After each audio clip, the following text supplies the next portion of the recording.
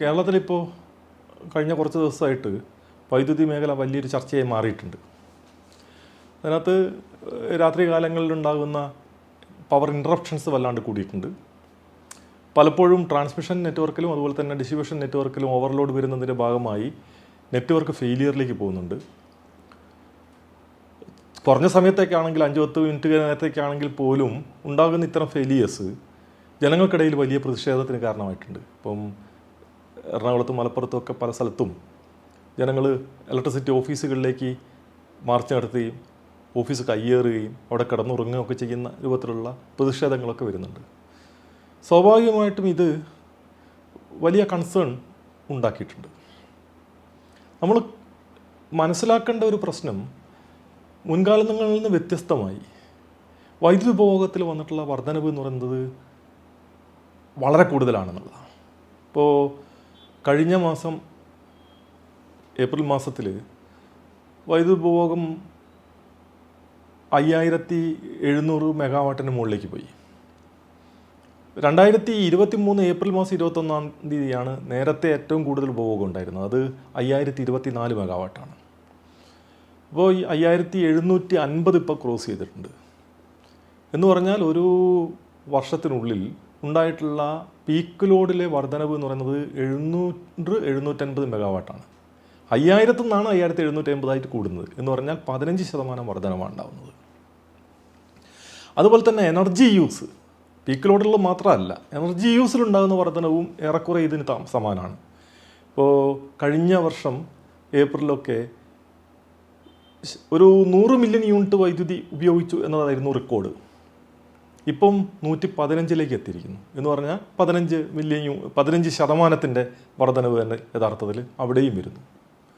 അപ്പോൾ total energy യൂസിലും വർധനവ് വരുന്നു, പീക്ക് ലോഡിലും വർധനവ് വരുന്നു. അത് ഒരു വശത്ത്. രണ്ടാമത്തെ ഒരു പ്രശ്നം എന്ന് പറയുന്നത്, നേരത്തെയൊക്കെ നമ്മൾ പീക്ക് ലോഡ് എന്നൊക്കെ പറഞ്ഞുകൊണ്ടിരിക്കുന്നത് വൈകുന്നേരം ഒരു 6:30 മണി മുതൽ ഒരു 10:30 മണി വരെ അല്ലെങ്കിൽ 11 മണി വരെയുള്ള സമയമാണ്. പക്ഷേ ഇപ്പോൾ 10:30 11 അല്ല, 2 മണി 3 മണി വരെ ഈ ലോഡ് തുടരുകയാണ്. ഇപ്പോൾ നേരത്തെ ഒരു 11 മണിയൊക്കെ കഴിഞ്ഞ് കഴിഞ്ഞാൽ ലോഡിൽ ഏറ്റവും കുറഞ്ഞത് 1000-1500 മെഗാവാട്ടിൻ്റെങ്കിലും കുറവുണ്ടാകുമായിരുന്നു. ഇപ്പം കഴിഞ്ഞ വർഷമൊക്കെ 5000 മെഗാവാട്ട് എത്തിയ സമയത്തും 11 മണിയാകുമ്പോഴേക്ക് 5000 മെഗാവാട്ട് എന്ന് പറഞ്ഞാൽ 3500-ലേക്കൊക്കെ കുറഞ്ഞു. രാത്രി ഒരു 12-1 മണിയൊക്കെ ആകുമ്പോഴേക്ക് അത് ഒരു 2500 അതിൽ കുറവൊക്കെ ഉപഭോഗത്തിലേക്ക് കുറയുന്ന സാധ്യത ഉണ്ടായിരുന്നു. പക്ഷേ ഇപ്പോഴത്തെ സ്ഥിതി അതല്ല. ഇത് 5600-5700 തന്നെ രാത്രി 2 മണി 3 മണി വരെ തുടരുകയാണ്. അത് കഴിഞ്ഞ് കുറച്ച് നേരം കഴിഞ്ഞാൽ വീണ്ടും മോർണിംഗ് പീക്കിലേക്കും പോവുകയാണ്. ഒരു 5 മണിക്ക് ശേഷം വീണ്ടും മോർണിംഗ് ഉപയോഗങ്ങൾ കൂടുന്നു, മോർണിംഗ് പീക്കിലേക്ക് പോകുന്നു. എന്ന് പറഞ്ഞാൽ ഇത് ഏകദേശം കണ്ടിന്യൂസ് ആയി ഉപഭോഗമുണ്ട് എന്നതാണ് സ്ഥിതി. പകൽ സമയത്തെ ഉപയോഗം പലപ്പോഴും ഒരു 4500-4600 മെഗാവാട്ടായിട്ട് കുറയുന്നുണ്ട്. പക്ഷേ അങ്ങനെ കുറയുന്നുണ്ട് എന്ന് പറഞ്ഞാലും ഉപഭോഗം കുറവാണ് എന്ന് പറയാൻ പറ്റുമോ എന്ന കാര്യത്തിൽ എനിക്ക് സംശയമുണ്ട്. കാരണം നമ്മൾ ഒരു 1000 മെഗാവാട്ടിലേറെ ഇപ്പോൾ സോളാർ ഉൽപ്പാദനം നടത്തുന്നുണ്ട്. അത് അവിടെ തന്നെ ഉപയോഗിക്കപ്പെടുന്നുണ്ടെങ്കിലും അതും ഈ ലോഡിൻ്റെ കൂട്ടത്തിൽ കണക്കിൽപ്പെടുത്തേണ്ടത് തന്നെയാണ്. എന്ന് പറഞ്ഞാൽ 4500-ൻ്റെ കൂട്ടത്തിൽ 1000 മെഗാവാട്ട് കൂട്ടിയാൽ 5500 എന്ന് പറഞ്ഞാൽ ദിവസം മുഴുവൻ ഏകദേശം 24 മണിക്കൂറും 5000-ന് മുകളിൽ ലോഡുണ്ട് എന്ന ഒരു സ്ഥിതിയിലേക്ക് കേരളത്തിലെ വൈദ്യുതി ഉപഭോഗത്തിൽ മാറ്റം വന്നിട്ടുണ്ട്. നമ്മൾ ഇലക്ട്രിസിറ്റി ബോർഡിൻ്റെ ലോഡ് കർവ് മാത്രം പരിശോധിച്ചാൽ പകൽ സമയത്തൊരു ഡിപ്പ് ഉണ്ടാകുന്നുണ്ടെങ്കിൽ പോലും യഥാർത്ഥ ഉപഭോഗം പരിശോധിച്ചാൽ വലിയ ഡിപ്പൊന്നും ഉണ്ടാകുന്നില്ല എന്ന നിലയ്ക്ക് വൈദ്യുതി ഉപഭോഗം നിൽക്കുകയാണ്. ഇത് ഇപ്പോഴത്തെ സാഹചര്യത്തിൽ ഇത്തരത്തിലുള്ള ഒരു വൈദ്യുതി ഉപഭോഗം ഉയർന്നു വന്നിട്ടുള്ളതിൽ വളരെ പ്രധാനപ്പെട്ട പങ്ക് വഹിക്കുന്നത് താപനില തന്നെയാണ്. ഇപ്പോൾ കഴിഞ്ഞ കുറച്ച് നാളായി ഏറ്റവും കുറഞ്ഞ ഒരു 10-20 ദിവസമായി വളരെ ചൂടുള്ള കാലാവസ്ഥ തുടരുകയാണ്. ഇപ്പോൾ പാലക്കാട് 42 ഡിഗ്രി സെൻറ്റിഗ്രേഡിലൊക്കെ ഇപ്പം ടെമ്പറേച്ചർ എത്തിയിട്ടുണ്ട്. കേരളത്തിൽ ഒട്ടുമിക്ക സ്ഥലത്തും 39-ന് മുകളിലാണ് ടെമ്പറേച്ചർ. അന്തരീക്ഷ താപനില മൊത്തത്തിൽ തന്നെ രാത്രി കാലങ്ങളിലെ അന്തരീക്ഷ താപനില മൊത്തത്തിൽ തന്നെ ഒരു 37-38 ഡിഗ്രി സെൻറ്റിഗ്രേഡിലേക്ക് മാറിയിട്ടുണ്ട്. സ്വാഭാവികമായും ഇത് AC ലോഡിൽ വലിയ വർധന ഉണ്ടാക്കിയിട്ടുണ്ട്. AC ലോഡ് മാത്രമല്ല, ഇപ്പം ഫാൻ ലോഡും അതുപോലെ തന്നെ കണ്ടിന്യൂസ് ആയിട്ട് ഉപയോഗിക്കപ്പെടുന്ന അവസ്ഥയുണ്ട്. ഇതോടൊപ്പം കൂട്ടിച്ചേർത്ത് വായിക്കേണ്ട ഒരു ഘടകം എന്ന് പറയുന്നത് ഇലക്ട്രിക് വെഹിക്കിളിൽ ഉണ്ടായിക്കൊണ്ടിരിക്കുന്ന വർധനവാണ്. ഇപ്പോൾ കഴിഞ്ഞ ഒരു വർഷത്തിനുള്ളിൽ ഇന്ത്യയിൽ ഏറ്റവും കൂടുതൽ ഇലക്ട്രിക് വെഹിക്കിൾ വർദ്ധിച്ചിട്ടുള്ള സംസ്ഥാനം എന്ന് പറയുന്നത് കേരളമാണ്. അത് ഇനിയും വർദ്ധിക്കും. ഇപ്പം കേരളത്തിലെ മൊത്തം ഫ്യൂവൽ കൺസംഷനിൽ വലിയൊരു പങ്ക് വെഹിക്കിൾസിൻ്റെതാണ്. ഇലക്ട്രിസിറ്റി എന്ന രൂപത്തിൽ ഒരു വർഷം കേരളത്തിൽ മൊത്തം ഉപയോഗിക്കുന്ന ഊർജം എന്ന് പറയുന്നത് കഴിഞ്ഞ വർഷം വരെ ഒരു 39,000 ആയിരുന്നു, ഇപ്പോൾ 29,000 ആയിരുന്നു. ഇപ്പോൾ അത് 30,000-ന് മുകളിലേക്ക് എത്തിയിട്ടുണ്ട്. എന്ന് പറഞ്ഞാൽ 30,000 മില്യൺ യൂണിറ്റ് വൈദ്യുതിയാണ് ഒരു വർഷം കേരളത്തിൽ മൊത്തത്തിൽ ഉപയോഗിക്കുന്നതെങ്കിൽ അതേ യൂണിറ്റിലേക്ക് കൺവേർട്ട് ചെയ്താൽ ട്രാൻസ്പോർട്ട് സെക്ടറിൽ ഉപയോഗിക്കുന്ന ടോട്ടൽ എനർജി എന്ന് പറയുന്നത് 1,30,000 മില്യൺ യൂണിറ്റിന് തുല്യമാണ്. എന്ന് പറഞ്ഞാൽ 5 ഇരട്ടിയാണ്. അപ്പം ഈ ഇലക്ട്രിക് വെഹിക്കിളിലേക്കുള്ള മാറ്റം, നിലവിലുള്ള വെഹിക്കിൾസ് ഭൂരിപക്ഷം ഇലക്ട്രിക് വെഹിക്കിളിലേക്ക് മാറുക എന്ന് പറഞ്ഞാൽ ഇത്രയും എനർജി കൺസംഷൻ ഇലക്ട്രിസിറ്റിയിലേക്ക് മാറുക എന്നതുകൂടി അതിനർത്ഥമുണ്ട്. ഇപ്പോൾ 1,30,000 മില്യൺ യൂണിറ്റ് വൈദ്യുതിക്ക് തുല്യമായ ഫ്യൂവൽ ഉപയോഗിക്കുന്ന ഒരു സെക്ടർ മൊത്തത്തിൽ ഇലക്ട്രിസിറ്റി ഉപയോഗിക്കുന്ന രൂപത്തിലേക്ക് മാറുന്നു എന്ന് പറഞ്ഞാൽ എഫിഷ്യൻസി കൂടും എന്നുള്ളത് കൊണ്ട് അത്ര എനർജി കൺസംഷൻ വരില്ലെങ്കിൽ പോലും അതിൻ്റെ ഒരു 75%, 65% ഒക്കെ എനർജി കൺസംഷൻ ഉണ്ടാകും. ഇപ്പം കേരളത്തിലെ കാറുകൾ മാത്രം ഇലക്ട്രിസിറ്റിയിലേക്ക് മാറുന്നു വരുന്ന 5 വർഷത്തിനുള്ളിൽ എന്ന് നമ്മൾ സങ്കല്പിച്ചാൽ അതിന് വേണ്ടി വരുന്ന ഇലക്ട്രിസിറ്റി മാത്രം എടുത്താൽ ഒരു 40,000 മില്യൺ യൂണിറ്റിന് അപ്പുറം വരും. അപ്പോൾ ഇപ്പം നമ്മൾ ഉപയോഗിക്കുന്ന 30,000 മില്യൺ യൂണിറ്റിൻ്റെ കൂട്ടത്തിലാണ് അഡീഷണലായി 40,000 മില്യൺ യൂണിറ്റ് ഈ ഒരു സെക്ടർ കൊണ്ടുവരുന്നത്. അതായത് കേരളത്തിൻ്റെ ഊർജ ഉപഭോഗത്തിനകത്ത് നമ്മൾ മുൻകാലങ്ങളിൽ നിന്നൊക്കെ കണ്ടിട്ടുള്ളതിൽ നിന്ന് വളരെ വ്യത്യസ്തമായ നിലയിലേക്ക് ഉപഭോഗം മാറുകയാണ്. അത് ഒരു കുതിച്ചുചാട്ടം തന്നെയാണ് നടത്തിക്കൊണ്ടിരിക്കുന്നത്. അപ്പോൾ ഇത്രയും വൈദ്യുതി ഉപഭോഗം വരുമ്പോൾ ഈ വൈദ്യുതി ലഭ്യമാക്കാൻ കഴിയുന്നത് എങ്ങനെ? ഇതാണ് ഒരു പ്രധാനപ്പെട്ട ചോദ്യം. ഇപ്പോൾ നമ്മളിപ്പം 30,000 മില്യൺ യൂണിറ്റ് വൈദ്യുതി എന്ന് പറയുന്ന നമ്മുടെ ആവശ്യകതയിൽ കേരളത്തിന് ഉൽപ്പാദിപ്പിക്കുന്നത് ഒരു 7,500-8,000 മില്യൺ യൂണിറ്റ് മാത്രമാണ്. എന്ന് പറഞ്ഞാൽ 1/4 വൈദ്യുതി മാത്രമേ നമ്മളിപ്പോൾ ഇപ്പോഴത്തെ ആവശ്യകതയുടെ കേരളത്തിൽ ഉൽപ്പാദിപ്പിക്കുന്നുള്ളൂ. ബാക്കി 4/3 നമ്മൾ പുറത്തുനിന്ന് വാങ്ങുകയാണ്. ഇതിനകത്ത് പ്രധാനമായിട്ടും നമ്മൾ വാങ്ങുന്നത് കൽക്കരി നിലയങ്ങളിൽ തന്നെയാണ്. ഇതിലാണ് നമുക്ക് വരുന്ന 5-6 വർഷം കൊണ്ട് ഇപ്പോഴത്തെ ഉപഭോഗത്തിൻ്റെ നേരിരട്ടിയോ അതിൽ കൂടുതലോ പുതുതായി ഇതിനകത്തേക്ക് കടന്നു വരുന്നത്. അത്രയും വൈദ്യുതി എവിടെ നിന്ന് ലഭിക്കും എന്നത് പ്രധാനപ്പെട്ട ഒരു ചോദ്യമാണ്. പലരും ഇതിന് ഒരു നിർദ്ദേശമായി വെക്കാറുള്ളത് സോളാർ, ചെറുകിട ജലവൈദ്യുത പദ്ധതികൾ തുടങ്ങിയ നിർദ്ദേശങ്ങളാണ്.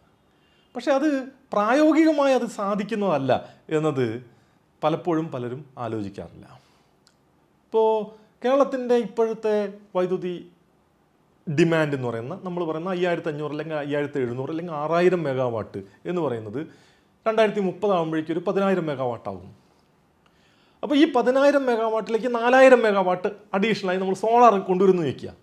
പക്ഷെ 4,000 മെഗാവാട്ട് സോളാർ നിലയങ്ങൾ സ്ഥാപിച്ചാൽ അതിൽ നിന്നുണ്ടാകുന്ന എനർജി എന്ന് പറയുന്നത് 6,000 മില്യൺ യൂണിറ്റാണ്. അതായത് നമ്മുടെ 30,000-ത്തിൽ നിന്ന് 70,000-ത്തിലേക്ക് ഉപഭോഗം വർദ്ധിക്കുമ്പോൾ 4,000 മെഗാവാട്ട് സോളാർ ഉൽപ്പാദനം നടത്തിയാലും കിട്ടുന്ന വൈദ്യുതിയുടെ അളവ് എന്ന് പറയുന്നത് കേവലം 6,000 മില്യൺ യൂണിറ്റ് മാത്രമേ എന്ന് പറഞ്ഞാൽ വളരെ വളരെ മീഗറായിട്ടുള്ള ഒരു പങ്ക് മാത്രമേ അതിന് വഹിക്കാൻ കഴിയൂ. അപ്പം നമുക്ക് വേണ്ട അഡീഷണലായി വേണ്ട ഒരു 40,000 മെഗാവാട്ട് അല്ല മില്യൺ യൂണിറ്റ് അല്ലെങ്കിൽ 30,000 മില്യൺ യൂണിറ്റ് വൈദ്യുതി സോളാർ പ്ലാന്റുകളിൽ നിന്ന് കിട്ടണം എന്ന് നമ്മൾ ആഗ്രഹിക്കുന്നു വയ്ക്കുക. അങ്ങനെ 30,000 മില്യൺ യൂണിറ്റ് സോളാർ പ്ലാന്റുകളിൽ നിന്ന് കിട്ടണമെങ്കിൽ നമുക്ക് 20,000 മെഗാവാട്ട് സോളാർ പ്ലാന്റ് വേണ്ടി വരും. 20,000 മെഗാവാട്ട് സോളാർ പ്ലാന്റ് ഈ സിസ്റ്റത്തിനകത്ത് ഘടിപ്പിക്കണമെങ്കിൽ സിസ്റ്റത്തിൻ്റെ കപ്പാസിറ്റി 20,000 മെഗാവാട്ട് വേണമല്ലോ. കേരളത്തിൻ്റെ മൊത്തം ഡിമാൻഡ് എന്ന് പറയുന്നത് അപ്പോഴും 10,000 മെഗാവാട്ട് മാത്രമേ ഉള്ളൂ. അപ്പം 10,000 മെഗാവാട്ട് ഡിമാൻഡ് നിൽക്കുന്നിടത്ത് 20,000 മെഗാവാട്ട് കണക്ട് ചെയ്താൽ നമ്മൾ മറ്റ് സ്രോതസ്സുകളിൽ നിന്നൊന്നും എനർജി ഇല്ലെങ്കിൽ പോലും ബാക്കി 10,000 മെഗാവാട്ട് എന്ത് ചെയ്യും എന്നുള്ളതിന് പ്രശ്നമുണ്ട്. അതായത് സാങ്കേതികമായി വളരെ എളുപ്പത്തിൽ സോളാറോ അല്ലെങ്കിൽ ചെറുകിട ജലവൈദ്യുത പദ്ധതികൾ കൊണ്ടോ വിൻഡ് കൊണ്ടോ ഒന്നും പരിഹരിക്കാൻ കഴിയുന്നൊരു പ്രശ്നമായല്ല ഈ മേഖല മാറുന്നത്. അതിനപ്പുറത്തേക്കുള്ള ചില പ്രശ്നങ്ങളുണ്ട്. അപ്പം ഇതിൻ്റെ സൊല്യൂഷൻ ആലോചിക്കുമ്പോഴും നമുക്ക് ബോക്സിൻ്റെ ഉള്ളിൽ നിന്ന് സൊല്യൂഷൻ കണ്ടുപിടിക്കാൻ അത്ര എളുപ്പമല്ല, ഔട്ട് ഓഫ് ബോക്സ് പോകേണ്ടി വരും. അപ്പോൾ അതെന്താണ്, എങ്ങനെയാണ് നമുക്ക് ഈ പ്രശ്നത്തെ പരിഹരിക്കാൻ കഴിയുക, താൽക്കാലികമായി എന്ത് ചെയ്യാൻ കഴിയും, ദീർഘകാലാടിസ്ഥാനത്തിൽ എന്തൊക്കെ ചെയ്യേണ്ടി വരും, അതിനെങ്ങനെയാണ് കേരളത്തിൻ്റെ ഒരു ഊർജ്ജ നയം രൂപപ്പെടുത്തേണ്ടി വരിക തുടങ്ങി ഒട്ടേറെ കാര്യങ്ങളിലേക്ക് യഥാർത്ഥത്തിൽ ഇന്നത്തെ ഈ പ്രതിഭാസം ചർച്ച കൊണ്ടുപോകുന്നുണ്ട്. അത് വളരെ പെട്ടെന്ന് എനിക്ക് ഇങ്ങനെ എന്ന് പറഞ്ഞു വയ്ക്കാൻ കഴിയില്ലെങ്കിൽ പോലും അതിലേക്കൊക്കെ ചില സൂചകങ്ങൾ ഉണ്ടാക്കിയെടുക്കുക എന്നത് മാത്രമാണ് ഇപ്പം നമുക്ക് ഈ ചർച്ചയിൽ ചെയ്യാൻ കഴിയുക എന്നാണ് എനിക്ക് തോന്നുന്നത്.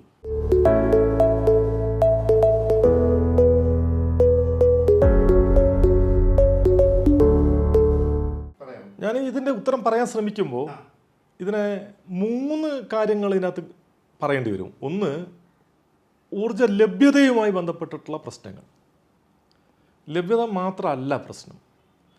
നിങ്ങളിപ്പോൾ പുറത്തുനിന്ന് വൈദ്യുതി വാങ്ങിയൊക്കെ ഇവിടെ എത്തിച്ച് ഇത്രയും ആവശ്യത്തിനുള്ള വൈദ്യുതി ലഭ്യമാക്കിയാലും അത് എല്ലാവർക്കും എത്തിക്കുക എന്ന് പറയുന്നതിനുള്ള ശൃംഖലേൻ്റെ പരിമിതികൾ നന്നായിട്ടുണ്ട്. അത് ട്രാൻസ്മിഷൻ ശൃംഖലയിലെ പരിമിതിയുണ്ട്, ഡിസ്ട്രിബ്യൂഷൻ ശൃംഖലയിലെയും പരിമിതിയുണ്ട്. ആ പ്രശ്നം അഡ്രസ്സ് ചെയ്യേണ്ടതുണ്ട്. 3, പല സമയത്തും നമുക്ക് ലഭ്യമാകുന്ന വൈദ്യുതി, പ്രത്യേകിച്ചും ഷെഡ്യൂൾ ചെയ്യാൻ കഴിയാത്ത സോളാറ്, വിൻഡ് തുടങ്ങിയിട്ടുള്ള വൈദ്യുതി, അത് നമ്മുടെ ആവശ്യകതകൾ കൂടിയിരിക്കുന്ന സന്ദർഭങ്ങളുണ്ട്. നേരത്തെ പറഞ്ഞതുപോലെ രാത്രി സമയങ്ങളിൽ നമുക്ക് ആവശ്യത്തിന് കിട്ടാതിരിക്കുന്ന സന്ദർഭങ്ങളുണ്ട്. അങ്ങനെ വരുമ്പോൾ ലഭ്യമാകുന്ന സമയത്ത് ഇതെങ്ങനെയാണ് സ്റ്റോർ ചെയ്ത് ഉപയോഗിക്കാൻ കഴിയുന്നത്, എങ്ങനെയാണ് തുടങ്ങിയിട്ടുള്ള സ്റ്റോറേജ് ഇഷ്യൂസ് എന്ന് പറയുന്ന ഒരു ഘടകം കൂടിയുണ്ട്. ഈ 3 ഘടകങ്ങളും കൂടി കൂട്ടിച്ചേർത്താൽ മാത്രമേ നമുക്ക് ഇതിൻ്റെ സൊല്യൂഷനിലേക്ക് എത്താൻ പറ്റൂ. അപ്പോൾ എവിടുന്ന് വൈദ്യുതി ലഭ്യമാകും എന്നുള്ളത് ഒരു പ്രശ്നം.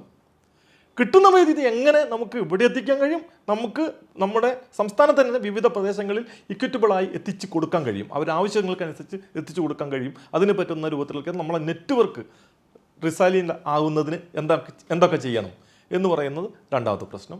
3, ലഭ്യമാകുന്ന വൈദ്യുതിയുടെ ഇൻ്റർമിറ്റൻസ്, അതുപോലെ തന്നെ ലഭ്യതയുടെ വ്യത്യാസങ്ങൾ, ഏറ്റക്കുറച്ചിലുകൾ, അത് പരിഹരിക്കുന്ന രൂപത്തിൽ എങ്ങനെയാണ് സിസ്റ്റത്തെ ടോട്ടലി സ്റ്റോറേജ് അടക്കമുള്ള കാര്യങ്ങൾ വെച്ചുകൊണ്ട് പ്ലാൻ ചെയ്യുക. ഈ 3 പ്രശ്നങ്ങളും കൂടി കൂട്ടിച്ചേർത്താണ് നമുക്കിതിന് സൊല്യൂഷൻ ഉണ്ടാവേണ്ടത്. ഇപ്പം ഇന്ത്യ 2070 കാർബൺ ന്യൂട്രൽ ആവുക അല്ലെങ്കിൽ നെറ്റ് സീറോയിലേക്ക് പോവുക എന്നതൊക്കെയാണ് പ്രഖ്യാപിച്ചിരിക്കുന്നത്. അങ്ങനെ പ്രഖ്യാപിക്കുമ്പോഴും കൽക്കരി നിലയങ്ങൾ അടക്കമുള്ളത് ഒഴിവാക്കി കൊണ്ടുപോകാൻ കഴിയില്ല എന്നൊരു നിലയിലേക്ക് രാജ്യത്ത് മൊത്തത്തിൽ എത്തിയിട്ടുണ്ട്.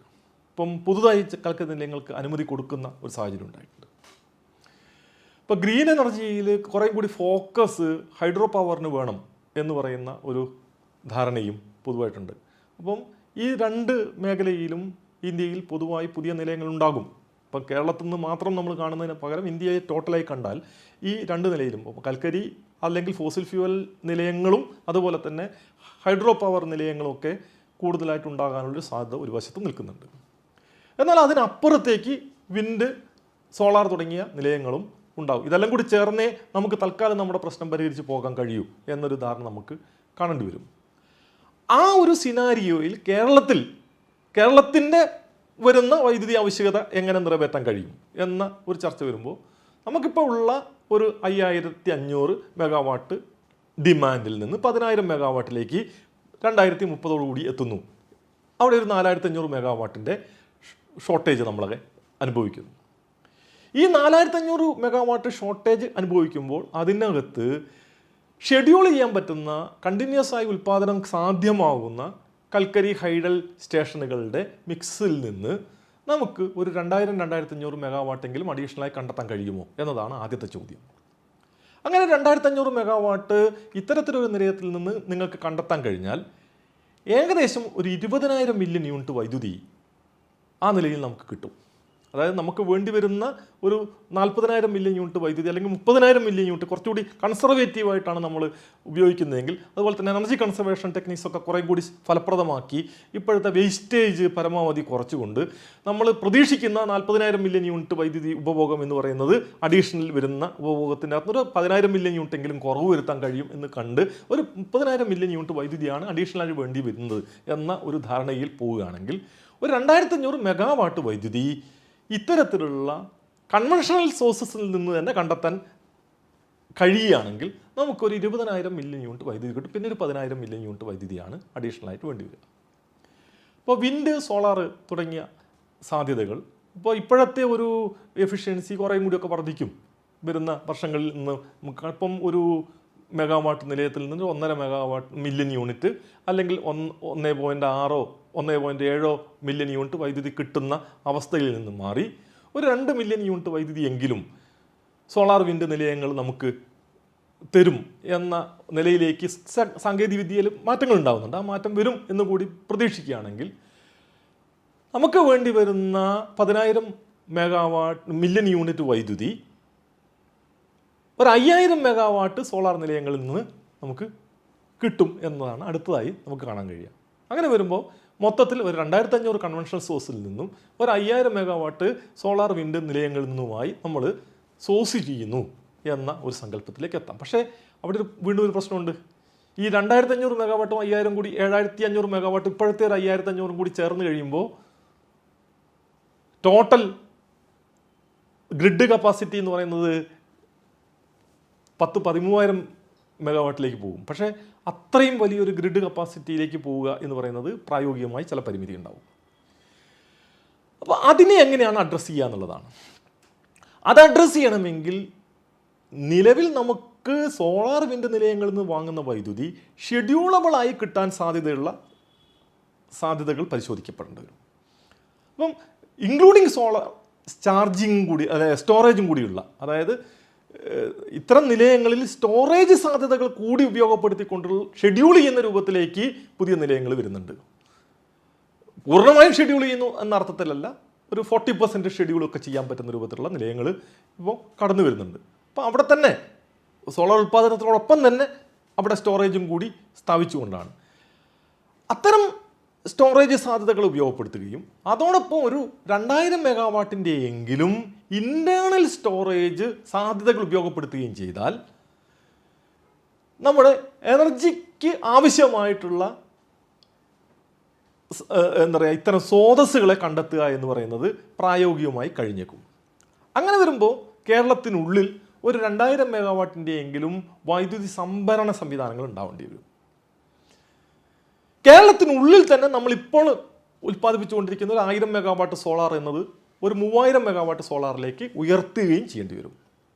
ഒരു 2,000-2,500 മെഗാവാട്ട് സോളാർ വിൻഡ് സ്രോതസ്സുകൾ പുറത്തുനിന്ന് നമുക്ക് ഇമ്പോർട്ട് ചെയ്യേണ്ടി വരും. ഒരു 2,500 മെഗാവാട്ട് കൺവെൻഷണൽ എനർജിയും ഇമ്പോർട്ട് ചെയ്യേണ്ടി വരും. അപ്പം ഇതെല്ലാം കൂടി ചേർന്ന് നമ്മുടെ ഊർജാവശ്യകതയും അതുപോലെ തന്നെ പീക്ക് ലോഡ് ഡിമാൻഡും മീറ്റ് ചെയ്യാൻ കഴിയുന്ന ഒരു സാധ്യതയിലേക്ക് പോകുക എന്നതാണ് വൈദ്യുതി ലഭ്യത സംബന്ധിച്ച് നമുക്ക് കാണാൻ കഴിയുക. ഇത് പ്രായോഗികമായി സാധ്യമാകുന്നത് തന്നെയാണ്. അങ്ങനെ വരുമ്പോൾ ഒരു 2,000 മെഗാവാട്ടിൻ്റെ ഇൻറ്റേർണൽ സ്റ്റോറേജ് എങ്ങനെയാണ് സാധിക്കുക? ഇതിനകത്ത് 2 തരത്തിൽ അതിനെ അപ്രോച്ച് ചെയ്യണം എന്നുള്ളതാണ്. ഒന്ന്, പമ്പ്ഡ് സ്റ്റോറേജ് പോലുള്ള സാധ്യതകൾ എങ്ങനെയാണ് നമുക്ക് ഉപയോഗപ്പെടുത്താൻ കഴിയുക. പമ്പ്ഡ് സ്റ്റോറേജിൻ്റെ ഒരു പ്രശ്നം, ഇപ്പം നിങ്ങൾ ഒരു യൂണിറ്റ് എനർജി പമ്പ് ചെയ്ത് വീണ്ടും ജനറേറ്റ് ചെയ്യുക എന്ന് പറയുന്ന പ്രോസസ്സിൽ ഏകദേശം ഒരു 30% വൈദ്യുതി പാഴായി പോകും. അതായത് ഒരു യൂണിറ്റ് സ്റ്റോർ ചെയ്ത് തിരിച്ചു വരുമ്പോഴേക്കും നിങ്ങൾക്കൊരു 0.7 യൂണിറ്റേ കിട്ടും. അതൊരു പ്രതിസന്ധി തന്നെയാണ്. മാത്രമല്ല, പമ്പ്ഡ് സ്റ്റോറേജ് പദ്ധതികൾ എന്ന് പറയുന്നത് ഒരു ജലവൈദ്യുതി പദ്ധതിക്ക് ഉണ്ടാകുന്ന അതേ ചിലവുണ്ടാവും. കാരണം 2 റിസർവോയറുകൾ നിലവിലുള്ള സ്ഥലത്താണെങ്കിൽ ആ 2 റിസർവോയറിന് ചിലവുണ്ടാവില്ല, പക്ഷേ മെഷീൻ സംവിധാനങ്ങൾ അടക്കമുള്ളതിൻ്റെ ചിലവുകളൊക്കെ ഉണ്ടാവും. അപ്പം പമ്പിങ് എക്സ്പെൻഡിച്ചർ, അതുപോലെ തന്നെ ഈ പറയുന്ന എനർജി ഉൽപ്പാദിപ്പിക്കുമ്പോൾ ഒരു യൂണിറ്റിൻ്റെ മുകളിൽ വരുന്ന പമ്പിങ്ങിന് വേണ്ടി വരുന്ന ടോട്ടൽ കോസ്റ്റ് എന്ന് പറയുന്ന സാധനം ഒരു 4-5 രൂപയൊക്കെ വരും. അതിൻ്റെ കൂടുതൽ 30% നഷ്ടം കൂടി വരുമ്പോൾ എനർജി കോസ്റ്റ് എന്ന് പറയുന്നത് ഇപ്പം സോളാർ വൈദ്യുതി ഉൽപ്പാദിപ്പിക്കുന്നത് നമുക്ക് 3 രൂപയ്ക്ക് കിട്ടുമെങ്കിലും അത് പമ്പ്ഡ് സ്റ്റോറേജിൽ സ്റ്റോർ ചെയ്ത് തിരിച്ചെടുക്കുമ്പോഴേക്കും നമുക്ക് 10 രൂപയിൽ മുകളിൽ പോകും. പക്ഷേ ഇന്ന് നാഷണൽ എനർജി എക്സ്ചേഞ്ചിൽ 10 രൂപയിൽ മുകളിലൊക്കെ വൈദ്യുതിക്ക് വില ഉണ്ടാകുന്ന ഒരു അവസ്ഥയുണ്ട്. അതിന് കുറഞ്ഞ വിലയ്ക്ക് വൈദ്യുതി കിട്ടാത്ത അവസ്ഥയുണ്ട്. അങ്ങനെ വരുമ്പോൾ ഇത് കമ്പാരിറ്റീവ്ലി ഈ പറയുന്ന വില മാച്ച് ചെയ്യുന്ന ഒരവസ്ഥയിലേക്ക് എത്തുകയും ചെയ്യും. ഇത് യഥാർത്ഥത്തിൽ നമ്മുടെ എനർജിയുടെ കോസ്റ്റ് അല്ല എന്ന് കാണണം. ഇപ്പം എനർജി എക്സ്ചേഞ്ചിൽ 10 രൂപ വില ഉണ്ടാകുമ്പോഴും ഉൽപ്പാദിപ്പിക്കുന്ന വൈദ്യുതിയുടെ വില യഥാർത്ഥത്തിൽ 2.5 രൂപയോ 3 രൂപയേ ഉള്ളൂ. അതാണ് 10 രൂപയ്ക്ക് വിൽക്കുന്നത്. അവിടെ ഒരു കരിഞ്ചന്ത നടക്കുന്നുണ്ട് എന്നത് നമ്മൾ മറന്നു പോകരുത്. പക്ഷേ ആ കരിഞ്ചന്ത വിലയോട് ഇക്വേറ്റ് ചെയ്യാൻ പറ്റുന്നൊരു വിലയ്ക്ക് നമുക്ക് സോളാർ ഉപയോഗിക്കാൻ കഴിയുന്നു എന്ന് പറയുന്ന അവസ്ഥ ഉണ്ടാവും. അപ്പോൾ ഇവിടെ എവിടെയാണ് നമുക്ക് കോസ്റ്റ് ഇഫക്റ്റീവായ ഇത്തരം കാര്യങ്ങൾ ചെയ്യാൻ കഴിയുക? ഇത് എക്കണോമി സ്കെയിലിൻ്റെ ഒരു പ്രശ്നമുണ്ട്. ചെറിയ പമ്പ്ഡ് സ്റ്റോറേജ് നിലയങ്ങൾക്ക് കൂടുതൽ കോസ്റ്റ് വരും. ഒരു പക്ഷേ ഇടുക്കി, അതുപോലെ തന്നെ കുറ്റ്യാടി തുടങ്ങിയ വലിയ വൈദ്യുത പദ്ധതികൾ തന്നെ പമ്പ്ഡ് സ്റ്റോറേജിലേക്ക് കൺവേർട്ട് ചെയ്യുക, അല്ലെങ്കിൽ പമ്പ്ഡ് സ്റ്റോറേജ് കൂടി അഡീഷണലായിട്ട് വെക്കുക എന്ന നിലയിലേക്ക് ചിലപ്പം കേരളം ചിന്തിക്കേണ്ടി വരും. ഇപ്പം വരുന്ന 5-6 വർഷത്തിനുള്ളിൽ അത്തരത്തിലൊരു സാധ്യത, ഇപ്പോൾ 2030 ആകുമ്പോഴേക്കുള്ള ആവശ്യകത നിറവേറ്റുന്നതിന് പമ്പ്ഡ് സ്റ്റോറേജ് വേണമെന്ന് പറഞ്ഞാൽ അത് നമുക്ക് അന്നേരം ആലോചിച്ചിട്ട് ചെയ്യാൻ കഴിയുന്നതല്ല. ഇപ്പോൾ തന്നെ ആലോചിക്കേണ്ടതാണ്. അതിന് ഇപ്പോൾ തന്നെ എങ്ങനെ അത് ചെയ്യണം എന്നത് സംബന്ധിച്ചുള്ള നയപരമായ തീരുമാനങ്ങളും ഉണ്ടായി പോകേണ്ടതുണ്ട്. അതിനുവേണ്ടി വരുന്ന നിക്ഷേപം എങ്ങനെയായിരിക്കണം തുടങ്ങിയിട്ടുള്ള ഒട്ടേറെ കാര്യങ്ങളിൽ തീരുമാനങ്ങൾ എടുക്കേണ്ടതുണ്ട്. സ്റ്റോറേജിൻ്റെ മറ്റൊരു സാധ്യത എന്ന് പറയുന്നത് കേരളത്തിൽ EV വലിയ രൂപത്തിൽ വർദ്ധിക്കുന്നുണ്ട്. EV തന്നെ ഒരു എനർജി സ്റ്റോറേജ് സംവിധാനമായി മാറുക. എപ്പോഴൊക്കെയാണോ വൈദ്യുതി ലഭ്യത കൂടി നിൽക്കുന്നത് അത്തരം സന്ദർഭങ്ങളിൽ EV ചാർജ് ചെയ്യുക എന്ന് പറയുന്ന നിലയിലേക്ക് കാര്യത്തെ മാറ്റാൻ കഴിയൂ. അതായത് ഓഫ് പീക്ക് ചാർജിങ് ആയിരിക്കണം EVക്ക് ഉണ്ടാവേണ്ടത്, അല്ലാണ്ട് പീക്ക് ടൈമിൽ ചാർജ് ചെയ്യാൻ പാടില്ല എന്ന ഒരു പോളിസി തീരുമാനം നമുക്ക് എടുക്കാൻ കഴിയും. വളരെ എളുപ്പമൊന്നുമല്ല. അങ്ങനെ എടുക്കാൻ കഴിയണമെങ്കിൽ EVയുടെ നിർമ്മാണമടക്കമുള്ള കാര്യങ്ങളിൽ ചില ശ്രദ്ധ ഉണ്ടാവേണ്ടതുണ്ട്. ഇപ്പോൾ നമുക്ക് അറിയുന്നത് പോലെ വെഹിക്കിൾ നേരിട്ട് ഗ്രിഡിലേക്ക് ചാർജ് ചെയ്യുന്ന രൂപത്തിലാണ് നമ്മൾ കാണുന്നതെങ്കിൽ ബാറ്ററി സ്വാപ്പിങ്ങിലേക്ക് കാര്യങ്ങൾ മാറേണ്ടി വരും. ഇപ്പോൾ കേരളത്തിൻ്റെ ഇലക്ട്രിക് വെഹിക്കിൾ പോളിസി യഥാർത്ഥത്തിൽ സ്വാപ്പിങ്ങിനെ പ്രോത്സാഹിപ്പിക്കുന്ന രൂപത്തിലേക്ക് മാറേണ്ടത്. നിങ്ങളിപ്പോൾ ഇലക്ട്രിക് വെഹിക്കിളിന് ഈ പറയുന്ന പോലെ ടാക്സ് ഇളവ് കൊടുക്കുന്നു, അല്ലെങ്കിൽ ഇൻസെൻറ്റീവ്സ് കൊടുക്കുന്നു. അങ്ങനെ ടാക്സ് ഇളവ് എല്ലാ വെഹിക്കിളിനും കൊടുക്കുന്നതിന് പകരം സ്വാപ്പ് ചെയ്യുന്ന വെഹിക്കിൾസിന് മാത്രമേ നമ്മൾ ഈ പറയുന്ന രൂപത്തിൽ ഇൻസെൻറ്റീവ്സ് കൊടുക്കുകയുള്ളൂ എന്ന രൂപത്തിലേക്ക് ചില തീരുമാനങ്ങൾ എടുക്കുകയും സ്വാപ്പിംഗ് ടെക്നോളജിയെ പ്രോത്സാഹിപ്പിക്കുകയും ചെയ്യുന്ന ചില സമീപനങ്ങളിലേക്ക് പോകേണ്ടി വരും. അങ്ങനെ പോകുന്നതോടൊപ്പം തന്നെ ഇത്തരത്തിലുള്ള ബാറ്ററി ചാർജ് ചെയ്യുന്നതിനുള്ള കേന്ദ്രങ്ങൾ ഡിസ്ട്രിബ്യൂട്ടഡ് കമ്മ്യൂണിറ്റി സ്റ്റോറേജുകളാക്കി മാറ്റുക എന്ന് പറയുന്ന സാധ്യതയും ഉപയോഗപ്പെടുത്തേണ്ടി വരും. ഇപ്പോൾ നമ്മുടെ നാട്ടിലെ റൂഫ് ടോപ്പിലൊക്കെ തന്നെ സോളാർ ഉൽപ്പാദിപ്പിക്കുന്ന ഉപഭോക്താക്കളുടെ വൈദ്യുതി നേരിട്ട് ഗ്രിഡിലേക്ക് കണക്ട് ചെയ്യുന്നതിന് പകരം അത് ഘട്ടം ഘട്ടമായി മൈക്രോ ഗ്രിഡുകളിലേക്ക് കൊണ്ടുപോവുകയും പ്രാദേശികമായ കമ്മ്യൂണിറ്റി സ്റ്റോറേജ് സംവിധാനങ്ങളിൽ അത് സ്റ്റോർ ചെയ്യുകയും അവിടെ എക്സസ് ആയി വരുന്നത് മാത്രം ഗ്രിഡിലേക്ക് കണക്ട് ചെയ്യുകയൊക്കെ ചെയ്യുന്ന രൂപത്തിലേക്ക് സംവിധാനത്തെ മൊത്തത്തിൽ പുനഃക്രമീകരിക്കുന്നതിൻ്റെ സാധ്യതകൾ ആലോചിക്കേണ്ടി വരും. നമ്മുടെ ട്രാൻസ്മിഷൻ ഡിസ്ട്രിബ്യൂഷൻ നെറ്റ്വർക്കിൽ തന്നെ ഇതിനനുസരിച്ചുള്ള ചില മാറ്റങ്ങൾ ഉണ്ടാവേണ്ടി വരും. ഇപ്പം നമ്മളിപ്പം കാറൊക്കെ വീട്ടിൽ കൊണ്ടുപോയി ചാർജ് ചെയ്യുന്നു എന്ന രൂപത്തിലാണല്ലോ കാണുന്നത്. ഇപ്പം ഒരു ഡിസ്ട്രിബ്യൂഷൻ ട്രാൻസ്ഫോമർ നിലവിൽ നമ്മൾ 100 kVA ട്രാൻസ്ഫോമറാണ് ഭൂരിപക്ഷം ഡിസ്ട്രിബ്യൂഷൻ ട്രാൻസ്ഫോമർ. ഒരു ഡിസ്ട്രിബ്യൂഷൻ ട്രാൻസ്ഫോമറിൻ്റെ കീഴിൽ ഒരു 7 വൈദ്യുതി വാഹനങ്ങൾ കാറുണ്ട് എന്ന് വയ്ക്കുക. 7.2 kVA ആണ് ഇപ്പോൾ ഒരു ഇലക്ട്രിക് കാറിൻ്റെ ചാർജിങ് പോർട്ടിൻ്റെ കപ്പാസിറ്റി എന്ന് പറഞ്ഞാൽ 15 കാറ് ഒരു ഡിസ്ട്രിബ്യൂഷൻ ട്രാൻസ്ഫോമറിൻ്റെ കീഴിൽ വന്നാൽ ഡിസ്ട്രിബ്യൂഷൻ ട്രാൻസ്ഫോമർ ടോട്ടൽ ലോഡും അത് മാത്രം മതി എന്നാണ് അർത്ഥം. നമ്മുടെ നാട്ടിൽ 15 കാറ് ഒരു ഡിസ്ട്രിബ്യൂഷൻ ട്രാൻസ്ഫോമറിൻ്റെ കീഴിൽ ഉണ്ടാകുക എന്ന് പറയുന്നത് അത്ഭുതകരമായ കാര്യമൊന്നുമല്ല. കാരണം അതിലേറെ കാറുകളുള്ള നിരവധി പ്രദേശങ്ങൾ, നമ്മുടെ റൂറൽ പ്രദേശങ്ങളിൽ വരെ ഗ്രാമപ്രദേശങ്ങളിൽ വരെ സ്ഥിതി അങ്ങനെ ആയി മാറിയിട്ടുണ്ട്. സ്വന്തമായി വെഹിക്കിളില്ലാത്ത ആളുകൾ വളരെ കുറഞ്ഞുകൊണ്ടിരിക്കുന്നൊരു സംസ്ഥാനത്താണ് നമ്മളുള്ളത്. ഓരോ മനുഷ്യന്മാർക്കുള്ള വെഹിക്കിളിൻ്റെ എണ്ണം എടുത്തു കഴിഞ്ഞാൽ കേരളത്തിൽ 3 വെഹിക്കിൾ വെച്ചിട്ടുണ്ട്. റോഡും ഒക്കെ അതിനനുസരിച്ച് ഉണ്ട് എന്ന് പറയുന്നത് അടുത്തൊരു ഘടകമാണ്. അങ്ങനെ വരുമ്പോൾ നമ്മൾ ട്രാൻസ്ഫോമറിൻ്റെ കപ്പാസിറ്റി കൂട്ടുകയാണോ വേണ്ടത്? അങ്ങനെ നമുക്ക് അനന്തമായി ട്രാൻസ്ഫോമറിൻ്റെ കപ്പാസിറ്റി കൂട്ടി പോകാൻ പറ്റുമോ? കഴിയില്ല എന്നുള്ളതാണ് വസ്തുത. ഇപ്പോൾ ചാർജിങ് ഇത്തരത്തിലുള്ള കോമൺ ഫെസിലിറ്റീസിലേക്ക് മാറ്റപ്പെടുക, അത് സ്വാപ്പ് ചെയ്യുന്ന ബാറ്ററികൾ തന്നെ ആകുക. ബാറ്ററി സ്വാപ്പ് ചെയ്ത് എടുക്കുന്ന ബാറ്ററികൾ ഇപ്പം പെട്രോൾ പമ്പുകളിൽ നമുക്ക് പെട്രോൾ അടിക്കുന്നത് പോലെ തന്നെ അവിടെ കയ്യിലുള്ള ബാറ്ററിയോടെ കൊടുത്ത് പകരം ബാറ്ററി വാങ്ങിക്കൊണ്ടുപോകാൻ പറ്റുന്ന രൂപത്തിലേക്കുള്ള ഒരു ബിസിനസ് മോഡൽ സംസ്ഥാനത്ത് മൊത്തത്തിൽ ഉണ്ടായി വരിക. ഇതിനെയൊക്കെ പ്രോത്സാഹിപ്പിക്കുന്ന രൂപത്തിൽ ഒരു എനർജി അവയർനെസ് കേരളത്തിലെ പൊതുജനങ്ങൾക്കിടയിൽ വ്യാപകമായി ഉണ്ടാകുക.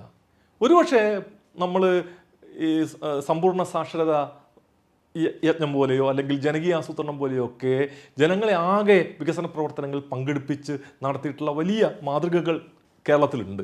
അത്തരത്തിൽ ഊർജ അവബോധത്തിൻ്റെയും അതുപോലെ തന്നെ ഊർജ ഉപഭോഗത്തിൻ്റെയും കാര്യത്തിൽ ഒരു ജനകീയ മുന്നേറ്റം സാധ്യമാക്കുന്ന രൂപത്തിലുള്ള ഇടപെടൽ അത് നമ്മുടെ വിവിധ തദ്ദേശ സ്ഥാപനങ്ങളുടെയും ഒക്കെ സഹകരണത്തോടു കൂടി വ്യാപകമാക്കുക. ഇലക്ട്രിസിറ്റി ബോർഡ് ഇതിലൊക്കെ തന്നെ ഒരു ഫെസിലിറ്റേറ്റർ എന്ന രൂപത്തിൽ ഫലപ്രദമായി ഗ്രിഡ് സംരക്ഷിക്കുകയും എല്ലാവർക്കും എല്ലായിടത്തും വൈദ്യുതി ലഭ്യമാകുന്നുണ്ട് എന്ന് ഉറപ്പുവരുത്തുകയും ചെയ്യുന്ന ഫലപ്രദമായ ഒരു ഏജൻസിയായി പ്രവർത്തിക്കുക. ഈ നിലയ്ക്ക് മൊത്തത്തിൽ ഈ ഇലക്ട്രിസിറ്റി സെക്ടറിൽ ചില എന്താ പറയുക പാരഡിം ഷിഫ്റ്റ് എന്നൊക്കെ പറയാൻ പറ്റുന്ന രൂപത്തിലുള്ള മാറ്റങ്ങൾ വളരെ പെട്ടെന്ന് ഉണ്ടാവേണ്ടതുണ്ട് എന്നാണ് എനിക്ക് തോന്നുന്നത്. അങ്ങനെ ഉണ്ടാക്കുന്നതിന് യഥാർത്ഥത്തിൽ നമുക്ക് എളുപ്പമൊന്നുമല്ല. ഇത് നമ്മൾ പറഞ്ഞു പോകുമ്പം വളരെ എളുപ്പത്തിൽ ഒരു കഥയൊക്കെ പറയുന്നത് പോലെ പറയാൻ പറ്റുമെങ്കിലും ഇത് പ്രായോഗികമായി ഇത്തരം കാര്യങ്ങളിലേക്ക് എത്താൻ കഴിയണമെങ്കിൽ അതിനുള്ള വിപുലമായ ചർച്ചകൾ ജനങ്ങൾക്കിടയിൽ നടക്കേണ്ടതുണ്ട്.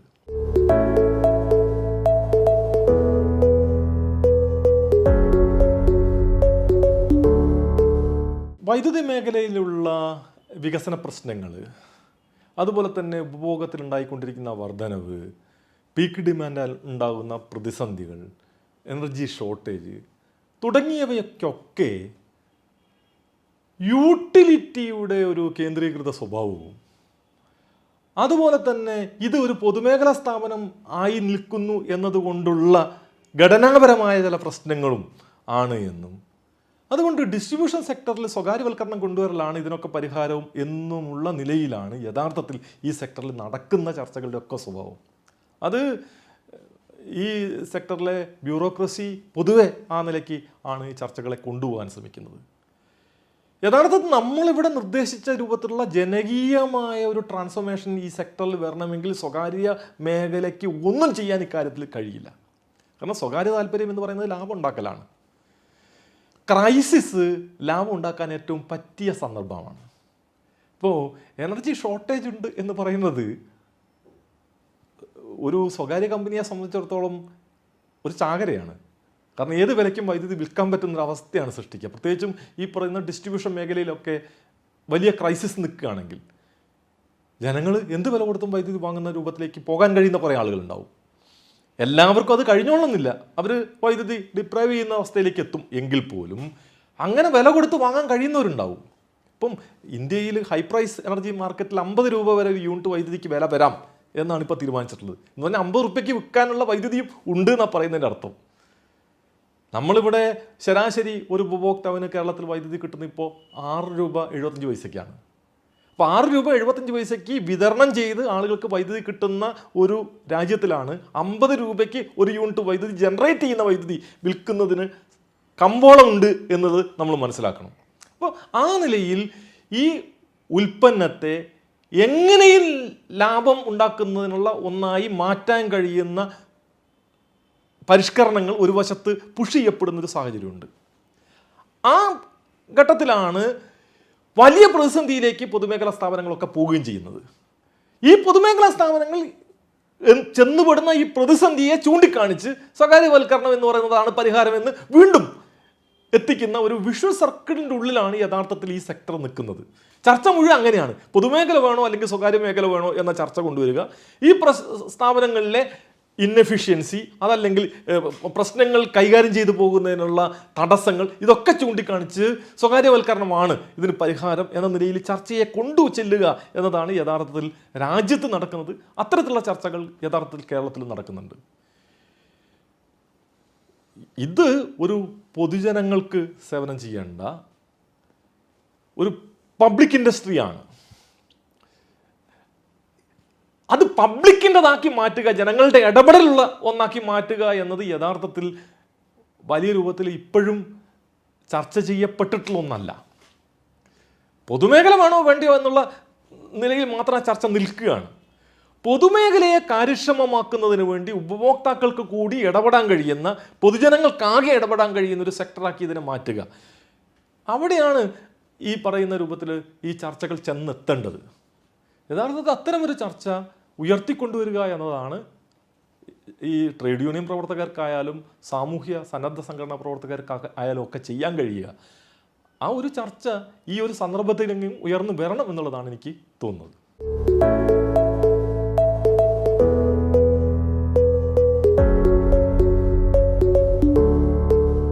നമ്മുടെ ഡിസ്ട്രിബ്യൂഷൻ നെറ്റ്വർക്കായാലും ട്രാൻസ്മിഷൻ നെറ്റ്വർക്കായാലും ഈ മേഖലയിലൊക്കെ തന്നെ ആധുനിക സാങ്കേതിക വിദ്യയെ ഫലപ്രദമായി ഉപയോഗിക്കപ്പെടുക എന്നത് ഈ പ്രതിസന്ധി മുറിച്ചു കടക്കുന്നതിൽ വളരെ പ്രധാനപ്പെട്ടതാണ്. ഇപ്പോൾ ഇവിടെ നിങ്ങൾ തന്നെ ചൂണ്ടിക്കാണിച്ചിട്ടുള്ള സ്മാർട്ട് മീറ്ററിങ് യഥാർത്ഥത്തിൽ ഈ പറയുന്ന ഡിമാൻഡ് മാനേജ്മെൻറ്റ് അടക്കമുള്ള കാര്യങ്ങളിൽ വലിയ രൂപത്തിൽ ഉപയോഗിക്കപ്പെടേണ്ടതുമാണ്, അതിൽ സംശയമില്ല. പക്ഷേ വന്നുപെടുന്ന പ്രശ്നം എന്താണെന്ന് വെച്ചാൽ ഇത്തരത്തിലുള്ള എല്ലാ സാങ്കേതിക വിദ്യകളും കോർപ്പറേറ്റ് കമ്പനികളുടെ ലാഭതാല്പര്യങ്ങളുമായി ബന്ധിപ്പിച്ച് കൊണ്ടുവരിക എന്ന് പറയുന്നൊരു പ്രശ്നം നിൽക്കുകയാണ്. ഇപ്പോൾ കേരളത്തിൽ സ്മാർട്ട് മീറ്ററിങ്ങുമായി ബന്ധപ്പെട്ട് വലിയൊരു തർക്കവും കോൺട്രവേഴ്സിയും ഒക്കെ ഈ ഇടക്കാലത്ത് ഉയർന്നു വരികയുണ്ടായി.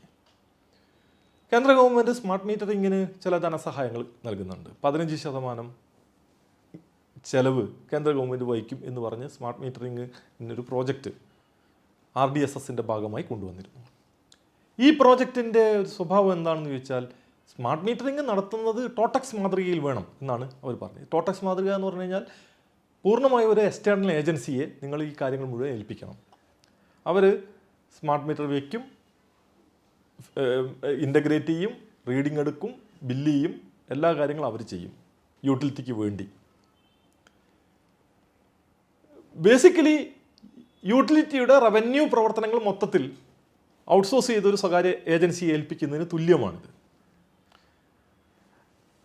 ഇതിൻ്റെ ഭാഗമായി വൈദ്യുതി മേഖലയുമായി ബന്ധപ്പെട്ട് കുറേ പുതിയ ഡാറ്റകളും അതുപോലെ തന്നെ എന്താ പറയുക മൈക്രോ ലെവൽ ഡീറ്റെയിൽസും ഒക്കെ ഇലക്ട്രിസിറ്റി ബോർഡിന് കിട്ടുമെന്നുള്ളത് വസ്തുതയാണ്. കിട്ടില്ല എന്ന നിലയ്ക്ക് നമുക്കതിനെ കാണാൻ കഴിയില്ല. മാത്രമല്ല അത് പ്ലാനിങ്ങിൽ ഒരു ഘട്ടത്തിൽ നമുക്ക് ഉപയോഗിക്കുകയും ചെയ്യാൻ പറ്റും. ഇപ്പം മാക്രോ ലെവൽ പ്ലാനിംഗ് ആണ് വൈദ്യുതി ബോർഡിൽ പ്രധാനമായും നടക്കുന്നത്. മൈക്രോ ലെവൽ പ്ലാനിങ് ആ രൂപത്തിൽ നടക്കുന്നില്ല. മൈക്രോ ലെവൽ പ്ലാനിങ് ഞാൻ നേരത്തെ പറഞ്ഞ പോലെ മൈക്രോ ഗ്രിഡ് അടക്കമുള്ള കാര്യങ്ങളിലേക്ക് വരുമ്പോൾ മൈക്രോ ലെവൽ പ്ലാനിങ് വേണ്ടി വരും. അവിടെ സ്മാർട്ട് മീറ്ററിങ്ങും അനിവാര്യമായി തീരും. പക്ഷേ അത്തരമൊരു കാര്യം ചൂണ്ടിക്കാണിച്ചുകൊണ്ട് സ്വകാര്യവൽക്കരണത്തിലേക്ക് കാര്യങ്ങളെ കൊണ്ടുപോവുക, മാക്രോ ലെവലിൽ തന്നെ ലാഭം ഉണ്ടാക്കുക എന്ന് പറയുന്ന രൂപത്തിലേക്കാണ് ആ കാര്യങ്ങൾ പോകുന്നത്. ഈ ഒരു വൈരുദ്ധ്യം എല്ലാ സാങ്കേതിക വിദ്യയുടെ കാര്യത്തിലുമുണ്ട്. ഇപ്പോൾ സ്കാഡ കൺട്രോൾ, അതല്ലെങ്കിൽ ഈ പറയുന്ന റിമോട്ട് ഓപ്പറേഷൻസ് ട്രാൻസ്മിഷൻ സെക്ടറുകളിലെ അതുപോലെ തന്നെ ഡിസ്ട്രിബ്യൂഷൻ ട്രാൻസ്ഫോമറുകളുടെയൊക്കെ തന്നെ റിമോട്ട് ഓപ്പറേഷൻസ് സാധ്യമാകുന്ന രൂപത്തിലുള്ള സാങ്കേതിക വിദ്യകൾ തുടങ്ങി ഒട്ടേറെ കാര്യങ്ങൾ കടന്നു വരുന്നുണ്ട്. ഈ കടന്നു വരുന്ന ഓരോ സാങ്കേതിക വിദ്യയും കോർപ്പറേറ്റ് താല്പര്യങ്ങളുമായി കൂട്ടിക്കെട്ടിയാണ് കടന്നു വരുന്നതെന്നുള്ള പ്രശ്നമുണ്ട്. അവിടെയാണ് സ്മാർട്ട് മീറ്ററിൻ്റെ കാര്യത്തിൽ കേരളത്തിൽ ഒരു ബദൽ നയം മുന്നോട്ട് വയ്ക്കാൻ വേണ്ടി ഇലക്ട്രിസിറ്റി ബോർഡിലെ സംഘടനകൾ ചില ഇടപെടലുകൾ നടത്തിയിട്ടുള്ളത്. ഇപ്പോൾ ടോട്ടക്സ് മാതൃകയ്ക്ക് പകരം ക്യാപെക്സ് തന്നെ ചെയ്യുക, ഇലക്ട്രിസിറ്റി ബോർഡ് തന്നെ ആ പ്രവർത്തനങ്ങൾ പൂർണ്ണമായിട്ട് എടുക്കുക, ബോർഡിൻ്റെ തന്നെ ആസ്തി എന്ന രൂപത്തിലേക്ക് സ്മാർട്ട് മീറ്ററിലേക്ക് പോവുക, അതിനുവേണ്ടി വരുന്ന സോഫ്റ്റ്വെയർ അടക്കമുള്ളത് ഇൻഹൗസായി ഡെവലപ്പ് ചെയ്യുക തുടങ്ങിയുള്ള ചില മാതൃകകൾ ഇപ്പോൾ ഇലക്ട്രിസിറ്റി ബോർഡ് മുന്നോട്ട് വെച്ചിട്ടുണ്ട്.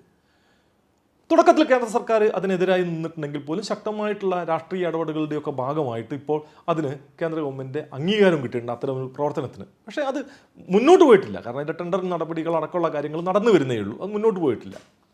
പക്ഷേ ഒരു ബദൽ മാർഗം മുന്നോട്ട് വയ്ക്കപ്പെട്ടിട്ടുണ്ട്. രാജ്യത്ത് മറ്റ് സംസ്ഥാനങ്ങളിലും ഈ കേരളം മുന്നോട്ട് വെച്ചിട്ടുള്ള ബദൽ ഇപ്പോൾ ചർച്ചയായിട്ടുമുണ്ട്. ആ നിലയ്ക്ക് കാര്യങ്ങളെ കൊണ്ടുപോകണം എന്ന രൂപത്തിലുള്ള ചർച്ച പ്രത്യേകിച്ചും തൊഴിലാളികളുടെ ഭാഗത്ത് നിന്ന് അവിടെയൊക്കെ ഉയർന്നു വരുന്നുണ്ട്. ഇതിൽ മാത്രമല്ല, ഇപ്പം ഡിസ്ട്രിബ്യൂഷൻ മേഖലയിൽ വൈദ്യുതി തടസ്സങ്ങൾ മുൻകൂട്ടി അറിയുന്നതിനും എവിടെയാണോ തടസ്സം ഉണ്ടായിട്ടുള്ളത് അത്രയും ഭാഗം മാത്രം ഐസൊലേറ്റ് ചെയ്യാനൊക്കെ പറ്റുന്ന രൂപത്തിലുള്ള ഒരു സാങ്കേതിക വിദ്യയാണ് കമ്മ്യൂണിക്കേറ്റബിൾ ഫാൾട്ട് പാസ് ഇൻഡിക്കേറ്റർ എന്ന് പറയുന്ന സാങ്കേതികവിദ്യ. ഇപ്പോൾ ഒരു സ്ഥലത്ത് വൈദ്യുതി എവിടെയെങ്കിലും ഫാൾട്ട് ഉണ്ടായാൽ ആ ഫാൾട്ട് കൃത്യമായി എവിടെയാണ് എന്ന് ഇലക്ട്രിസിറ്റി ബോർഡിലെ ഉദ്യോഗസ്ഥന്മാരുടെ മൊബൈലിൽ റെക്കോർഡ് ചെയ്യപ്പെടുന്ന രൂപത്തിലുള്ള സംവിധാനമാണ്. ഈ സംവിധാനം വലിയ കോർപ്പറേറ്റ് സ്ഥാപനങ്ങൾ ഓഫർ ചെയ്യുന്നൊരു സംവിധാനം. പക്ഷേ ഇപ്പം ഇലക്ട്രിസിറ്റി ബോർഡ് സ്വന്തം നിലയ്ക്ക് ഈ ഉപകരണം ഡെവലപ്പ് ചെയ്യുകയും സ്വന്തമായി മാനുഫാക്ചർ ചെയ്ത് ലൈനുകൾ സ്ഥാപിച്ചു തുടങ്ങുകയും ചെയ്തിട്ടുണ്ട്. ഇപ്പം ഷൊർണൂർ ഇലക്ട്രിസിറ്റി ബോർഡിന് തന്നെ ഒരു എന്താ പറയുക നിർമ്മാണ സംവിധാനം ഫാൾ പാസ് ഇൻഡിക്കേറ്റർ ഉണ്ടാക്കുന്നതിന് വേണ്ടി. പക്ഷെ പ്രശ്നം എന്താ വെച്ചാൽ ഇത്തരത്തിലുള്ള എല്ലാ ആധുനിക സാങ്കേതിക വിദ്യ ഉപകരണങ്ങളും ഇലക്ട്രിസിറ്റി ബോർഡിന് വേണ്ടത് ഇലക്ട്രിസിറ്റി ബോർഡ് നിർമ്മിക്കുക എന്നത് പ്രായോഗികമായി ഒരിക്കലും കഴിയുന്നതല്ല. അവിടെ കേരളത്തിലെ പൊതുമേഖലാ സ്ഥാപനങ്ങൾ ഇത്തരത്തിലുള്ള സാങ്കേതിക വിദ്യകൾ ഏറ്റെടുത്ത് ഉൽപ്പാദിപ്പിച്ച് അത്തരത്തിലുള്ള ഒരു പുതിയ രീതി ചിലപ്പം കൊണ്ടുവരേണ്ടി വരും. മെഗാ സ്കെയിൽ ഇത്തരം കാര്യങ്ങൾ ഉൽപ്പാദിപ്പിക്കുന്നതിന് കഴിയുന്ന രൂപത്തിലേക്ക് നമ്മുടെ പൊതുമേഖലാ സ്ഥാപനങ്ങൾ മാറേണ്ടി വരും, അല്ലെങ്കിൽ സഹകരണ മേഖലയിലോ മറ്റേതെങ്കിലും രൂപത്തിലൊക്കെ തന്നെ പുതിയ സ്ഥാപനങ്ങൾ ഉണ്ടാകേണ്ടി വരും. സ്റ്റാർട്ടപ്പ് എക്കോസിസ്റ്റം ആ രൂപത്തിൽ ഉപയോഗപ്പെടുത്തേണ്ടി വരും. ഇങ്ങനെയൊക്കെ ചേർന്ന് കോർപ്പറേറ്റുകളുടെ നിയന്ത്രണത്തിൽ ഈ മേഖലയിലെ ആധുനികവൽക്കരണം മുന്നോട്ട് പോകുന്നതിന് പകരം പ്രാദേശികമായി ബദൽ ഉണ്ടാകുകയും ആ ബദൽ ആധുനിക സാങ്കേതിക വിദ്യയെ ഉൾക്കൊള്ളുന്ന രൂപത്തിലേക്ക് മാറുകയും ചെയ്യുക എന്നതാണ് വേണ്ടത്. സത്യത്തിൽ അത്തരത്തിലുള്ള ഒരു ഡിസ്കഷൻ കൊണ്ടുവരാനോ അതിനൊരു മാതൃക കാണിക്കാനോ യഥാർത്ഥത്തിൽ കേരളത്തിൽ തന്നെ കഴിയും. കേരളത്തിലെ ഗവൺമെൻറ്റും അതുപോലെ തന്നെ വൈദ്യുതി ബോർഡുമൊക്കെ അക്കാര്യത്തിനകത്ത് കുറേയേറെ മുന്നോട്ട് പോയിട്ടുണ്ട്. ഇടക്കാലത്ത് വൈദ്യുതി ബോർഡിലെ ചില സമീപനങ്ങളിൽ ഇതിൽ നിന്ന് വ്യത്യസ്തമായ ചില രീതികളിലേക്ക് പോയിട്ടുണ്ടായിരുന്നെങ്കിൽ പോലും അവിടുത്തെ തൊഴിലാളി സംഘടനകളുടെയൊക്കെ തന്നെ ശക്തമായ ഇടപെടലുകളുടെ ഭാഗമായിട്ട് അക്കാര്യങ്ങളിലൊക്കെ തന്നെ കുറേ തിരുത്തുണ്ടാക്കിയെടുക്കാനും കഴിഞ്ഞിട്ടുണ്ട്. തീർച്ചയായും വളരെ ആധുനികമായ ഒരു നെറ്റ്വർക്ക്, ജനങ്ങൾക്ക് ക്വാളിറ്റി പവർ കൊടുക്കാൻ കഴിയുന്നൊരു സംവിധാനം ജനകീയമായി കേരളത്തിൽ രൂപപ്പെടുത്തിയെടുക്കുക എന്നത് സാധ്യമാകുമെന്ന് തന്നെയാണ് ഞാൻ പ്രതീക്ഷിക്കുന്നത്. അങ്ങനെ സാധിക്കണമെങ്കിൽ അതിന് പറ്റുന്ന രൂപത്തിലുള്ള ഡിസ്കഷൻസ് സമൂഹത്തിൽ ഉയർന്നു വരികയും വേണം.